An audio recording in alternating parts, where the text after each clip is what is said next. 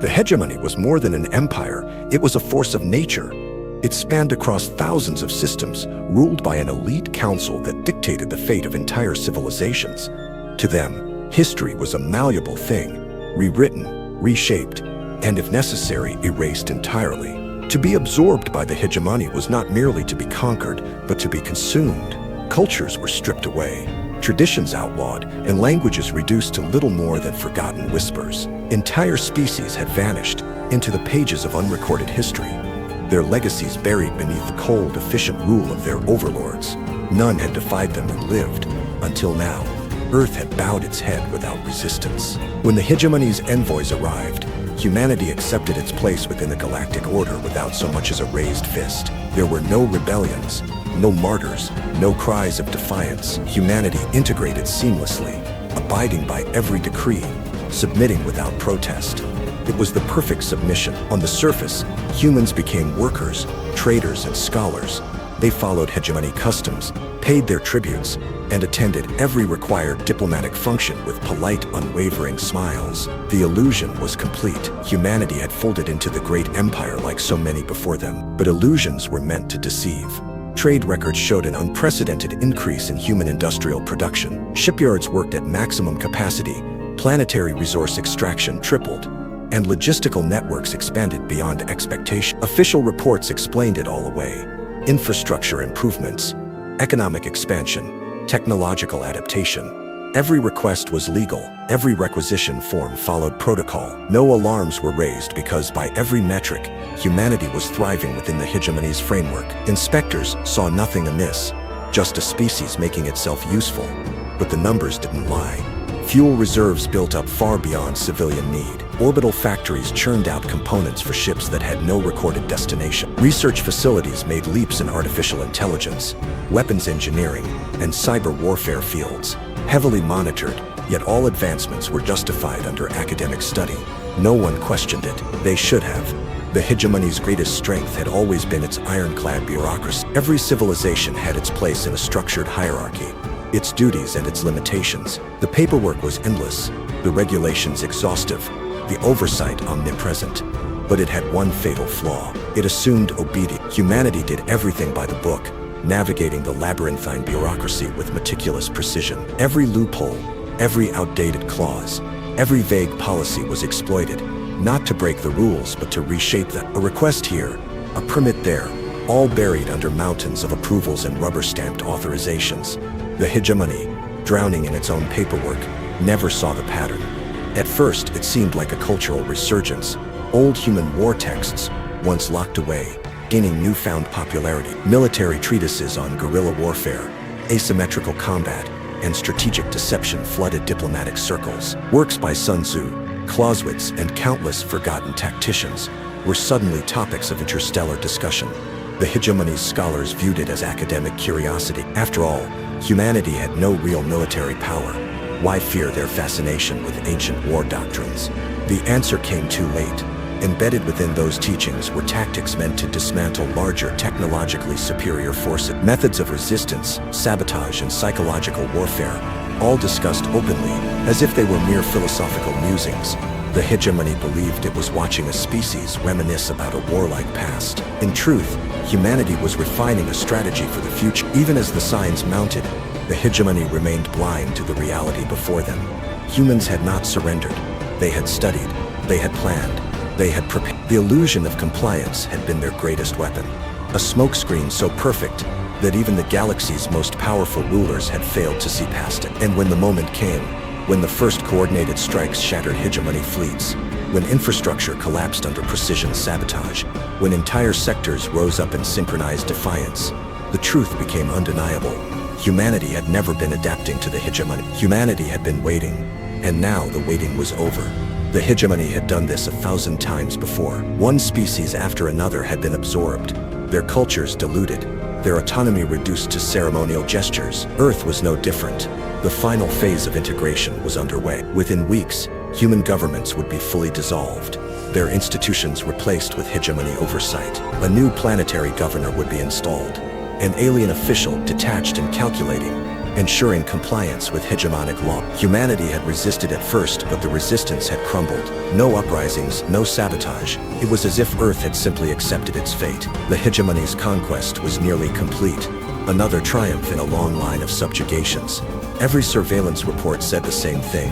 Nothing unusual. Human cities bustled with daily activity. People commuted, shopped, entertained themselves, just as they always had. Factories produced. Trade routes remained unchanged. Spaceports handled traffic as expected. Hegemony analysts combed through the data, looking for anomalies. There were none. Compliance rates were high. Law enforcement worked in tandem with alien overseers. Civil unrest was non-existent. It was a textbook assimilation. A few skeptical officers voiced concerns. Could this be too easy? But the reports were clear. Humans were moving forward, oblivious to their fate. The final transition could proceed without issue. One minor anomaly did catch attention: a surge in human media consumption. War movies topped streaming charts. Patriotic speeches resurfaced. Historical documentaries on past human conflicts saw a resurgence. Songs about resistance, about triumph against impossible odds, became popular. Even poetry about freedom found a renewed audience.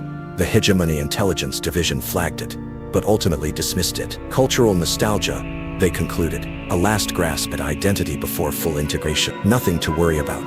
The final step required disbanding Earth's military forces.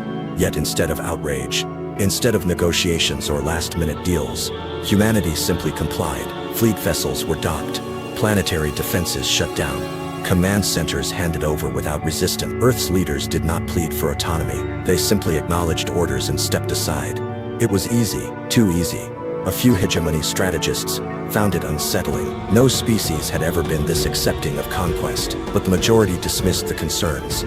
Humans were intelligent, adaptable. They had accepted the inevitable and were moving on. The hegemony's dominance had never been seriously challenged before. This was just another world, another race subdued. Skepticism festered in the mind of one hegemony official. Officer Relvas had spent decades studying conquest patterns. He had seen desperate rebellions, last-ditch efforts to resist, but never silence, never this level of compliance. He examined the data again. The economy thrived. Industrial production remained high. Civilian population trends were steady. No migration patterns, no disruption. The numbers were too perfect. Something isn't right, he murmured. He attempted to escalate his concerns. His superiors dismissed him. The numbers were conclusive. Earth was secure. Relvas wasn't convinced, but by the time his warning reached command, it was too late. The hegemony moved forward with full administrative control. Officials prepared to enact the final policies. Military assets were positioned. Planetary defenses transferred to central command. They thought they had won, but humanity was waiting. The world had not been conquered. It had been patient, watching, calculating. The pieces had been moved, the board set. As the hegemony signed a final decree, a signal was sent. Not a declaration of war, not an act of defiance, a simple activation command. And in that moment, the universe, the towering figures of hegemony agents stepped onto Earth's soil. Their forms wrapped in the sleek black uniforms of the Compliance Bureau. Their mission, a final sweep before Earth was fully integrated into the Galactic Empire. Humans greeted them with warm smiles and stacks of paperwork. Standard inspection protocols, said a customs officer, handing over yet another set of documents. The hegemony agents exchanged annoyed glances. Every facility required exhaustive authorization. Every checkpoint demanded verification. Automated systems suddenly required manual overrides, slowing progress to a crawl. Every delay was met with polite apologies. Every question was answered with excessive detail. It was compliance in its purest form, so perfect that it was maddening. By the time inspections ended, the agents were too exhausted to notice the patterns in Earth's routine shipments, or the unusual supply manifests slipping through the cracks. Reports flooded hegemony command. Earth's bureaucratic sluggishness was reaching new levels. Requests for audits were met with procedural obstacles. Cargo scans revealed nothing suspicious, yet supply demands were escalating. They're just inefficient, one officer scoffed. Humans drown in their own red tape. That's why they'll never be a true power. There was no urgency in the reports, no suspicion of deceit. The hegemony had conquered thousands of worlds. Why would Earth be any different? Their own arrogance blinded them. They saw only submission, never deception. At first glance, nothing had changed. Human freighters continued their standard trade routes, ferrying mundane cargo, or industrial parts, and agricultural goods. But in the orbital shipyards, Subtle alterations took place. Maintenance docks became something else entirely. Sections of hull plating were discreetly reinforced. Compartments designed for storage shifted, expanding to house concealed weapon systems. Civilian vessels, indistinguishable from before, became something new. Warships hidden in plain sight. On the ground, supply depots emptied at an unusual rate. Factories, once producing common industrial goods, subtly pivoted towards weapons manufacturing.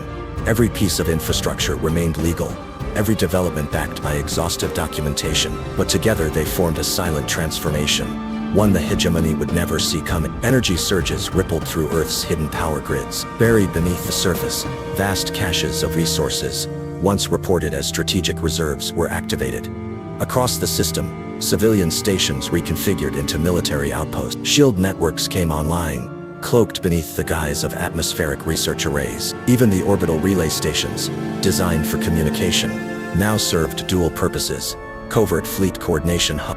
A network of resistance was coming to life, camouflaged within the mundane operations of daily life. The pieces were set. Now, they waited for the right moment. A routine patrol of 6 hegemony vessels veered off course, drawn by an unusual spike in energy readings near the asteroid belt. Then, silence. No distress signals, no debris fields, no calls for reinforcements. The squadron simply ceased to exist. In Hegemony Command, a minor alert appeared on a distant console. Officers dismissed it as a sensor glitch, a common occurrence in frontier systems. No need to investigate. It was a mistake they wouldn't live to correct. The Hegemony, irritated by Earth's inefficiencies, finally took action. A battle fleet, 40 warships strong, was dispatched to restore order. Their orders were clear: bring Earth into compliance once and for all.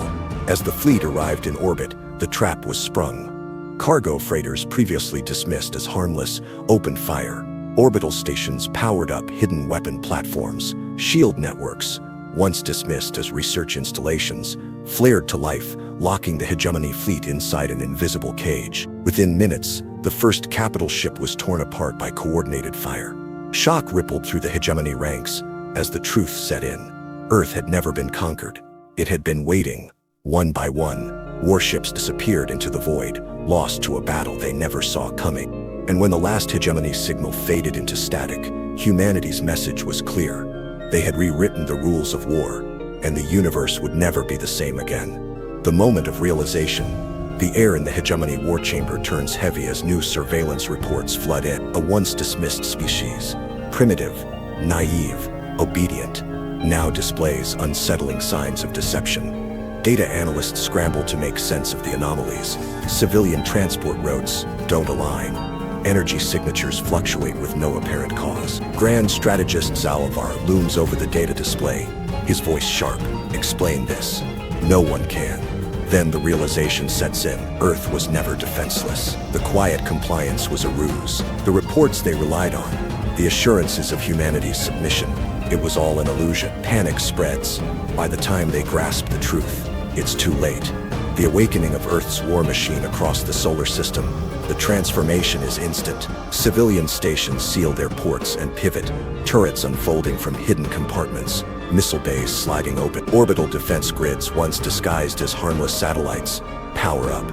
AI-controlled targeting systems scan the void with ruthless efficiency. Deep beneath the planet's surface, colossal planetary railguns, long buried under rock and secrecy, rise with a low rumble. Their barrels glow as they charge, harnessing the very core of the Earth for power.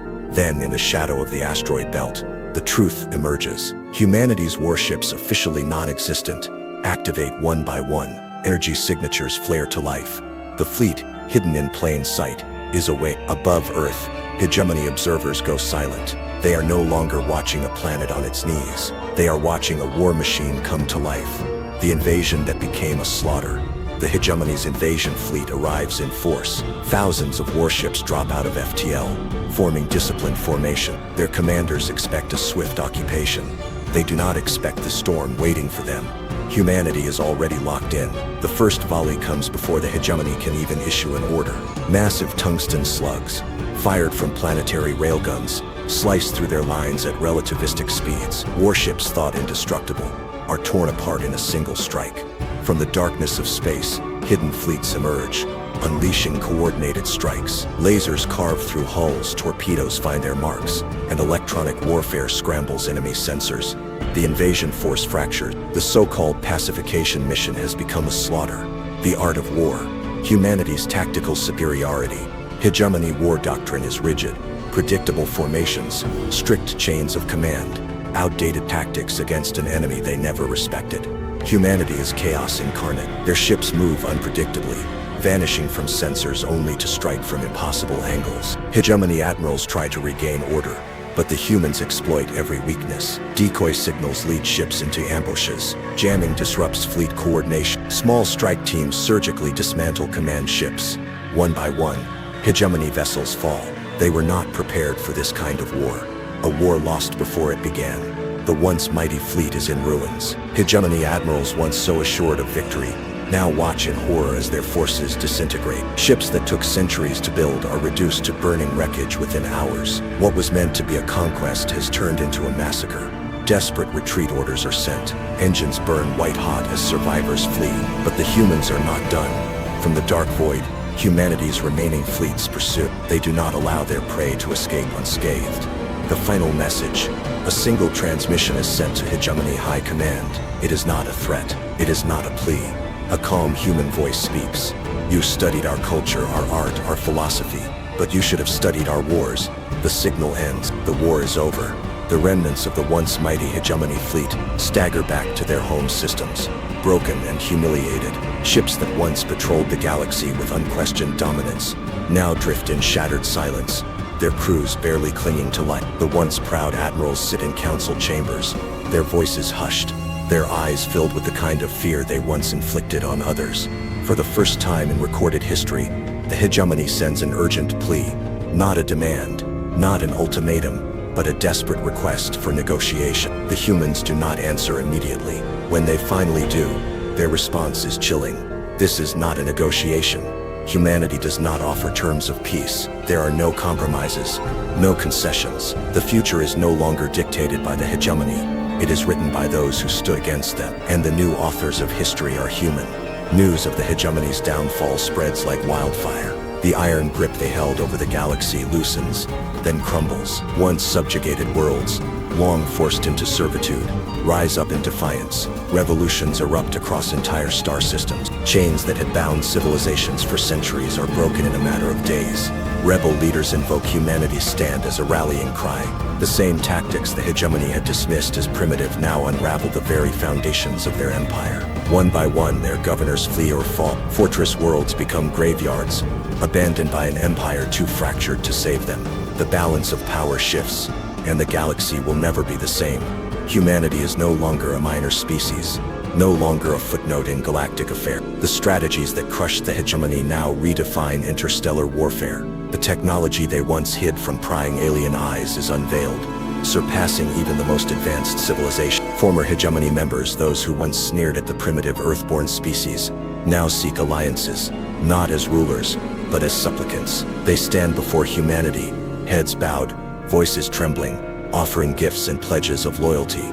And humanity listens, but they do not forget. In the depths of space, a lone vessel drifts, on board a fugitive.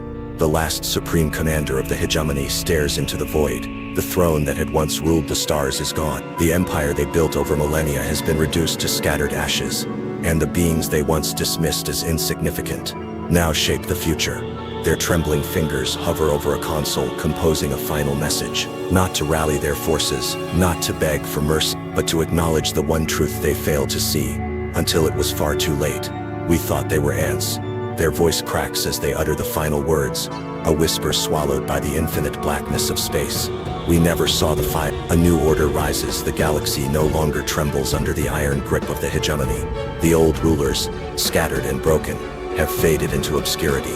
In their place, a new coalition rises, one built on unity, but dictated by humanity's turn. Once dismissed as primitive and inconsequential, humanity now commands the respect and fear of the cosmos. Earth, once an overlooked speck in the void, stands as a political and military superpower, its influence shaping the future of interstellar diplomacy. The coalition of free worlds is formed, an alliance of liberated species, forged in war and tempered in fire. But it is not an alliance of equals. The others may sit at the table, but humanity holds the chair at its head. It is their strategies, their resilience, and their cunning that won the war, and now they dictate the peace. The historian's reflection. In the dim light of a distant archive, an alien scholar pores over the records of humanity's rot. Their eyes trace the patterns of history, the signs that were there all along. The fall of the hegemony was not an accident, nor was it luck. It was inevitability. We saw their art, the scholar murmurs, voice tinged with regret, their philosophy, their music, their endless debates of ethics and morality. We thought them soft. Their gaze shifts to another record, a compilation of human conflicts, spanning thousands of years. Images of war machines, battle formations, and relentless strategies flash before them. The scholar exhales slowly, but we ignored their wars.